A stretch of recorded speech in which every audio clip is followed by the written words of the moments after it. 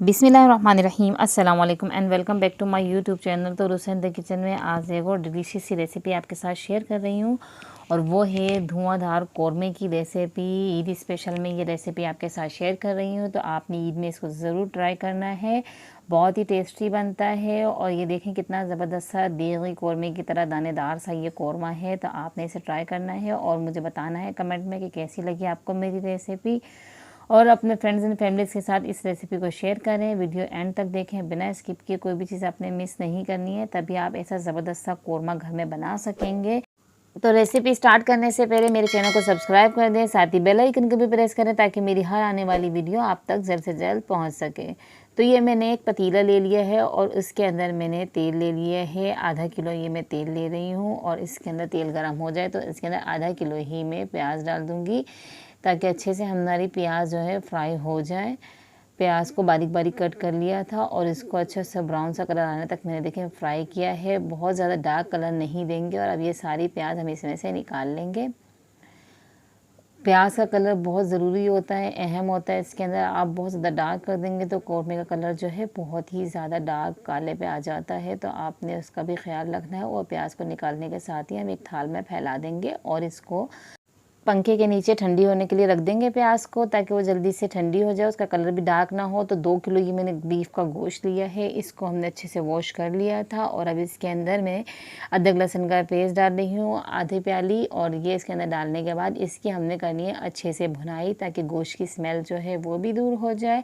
और अदरक लहसुन के साथ ये जब पकेगा ना तो अच्छी सी इसके अंदर खुशबू भी आएगी और अदरक लहसुन का कच्चापन जो है वो भी दूर हो जाएगा। तो भुनाई बहुत ज़रूरी है। आपने अच्छे से, ये देखिए मैंने इसकी भुनाई कर ली है। अब इसके अंदर देखें सर जो इसका पानी वानी है सब ड्राई हो चुका है। ये होममेड मैं कौरमे का मसाला ले रही हूँ, इसकी रेसिपी आपको मेरे चैनल पे मिल जाएगी और लिंक मैं डिस्क्रिप्शन में दे दूँगी आपको। तो आप वहाँ जाएँ मेरे चैनल पे और कौरमे का मसाला ऐसे ही बनाकर घर में रखें, ताकि जब आपको अर्जेंट हो तो आप जल्द से जल्द ये बना लें, ज़्यादा टाइम भी नहीं लगेगा। तो इसके अंदर मैंने 4 से 5 बे लीफ डाल दिए हैं और साथ ही अब ये कौरमा जो मसाला मैंने घर में तैयार किया था, इस ये खाने वाले जो चम्मच होते हैं ना, ये 6 खाने के चम्मच भर के इसके अंदर डालूँगी। 1 किलो के हिसाब से मैं 3 खाने के चम्मच डाल रही हूँ, लेकिन अगर आप ज़्यादा स्पाइसी खाते हैं तो आप 4 खाने के चम्मच इसके अंदर डाल सकते हैं। तो इसी तरीके से आप कौरमा मसाला घर में बना के रख लें, और अगर कोई गेस्ट आ जाए अचानक जल्द से, तो जल्दी पकाना होता है ना, तो फिर आपको ये बना बनाया मसाला घर में मिल जाएगा, तो आप अच्छे से जल्द पका सकेंगे। तो अब इसके अंदर मैं डाल रही हूँ आधा किलो ही मैंने दही ले लिया है और ये दही इसके अंदर डालेंगे। दही को थोड़ा थोड़ा करके डालेंगे ताकि ये जो है ना फटे नहीं। थोड़ा डाल के अच्छे से मैं चमचा चला दूँगी और बाकी फिर इसके अंदर सारा इसके अंदर मिक्स करके अच्छी तरीके से इसको हम पका लेंगे हम, ताकि हमारा दही जो है वो फटे नहीं।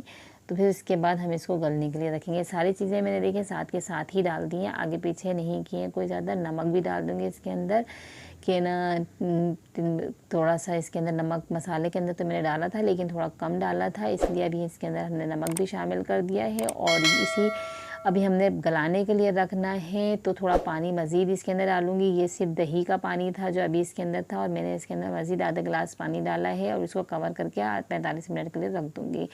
और यहाँ मैंने गोश्त गलने के लिए रख दिया और ये जायफल और जावित्री ले ली है, थोड़ी थोड़ी सी, तकरीबन मैंने हाफ टी स्पून के करीब ली है, और इसको मैंने रोस्ट कर लिया है और उसको एक पाउडर बना लूँगी। और यहाँ मेरा गोश्त जो है वो भी बिल्कुल गल चुका है। कलर आप देख सकते हैं कितना खूबसूरत लग रहा है कौरमे का। अब मज़ीद अभी इसका कलर निखर जाएगा। तो अब इसके अंदर हमने डालना है, ये देखें बिल्कुल ये गल चुका है, और इसके अंदर हमने डाल दिया जायफल जावित्री का पाउडर, और साथ ही इसके अंदर हम डाल देंगे ये प्याज जो हमने फ्राई करके रखी थी। ये देखिए कितनी आसानी से हाथ से मैं इसको मसल रही हूँ, तो ये टूट रही है, क्रश हो रही है। तो आप इसी तरीके से क्रश करके डालना है ताकि हमारा कौरमा जो है दानेदार सा बने। तो सारी प्याज इसके अंदर हम शामिल कर देंगे, और प्याज शामिल करने के बाद इसको मज़ीद हमने पकाना है, लेकिन उससे पहले हमने डालना है इसके अंदर कौरमा एसेंस के चंद कतरे। और अब इसको पकने के लिए रख देंगे 7 से 8 मिनट के लिए, ताकि ये जो हमारी प्याज है ना ये भी अच्छे से इसके साथ पक जाए, दानेदार सा कौरमा हमारा ये तैयार हो जाए।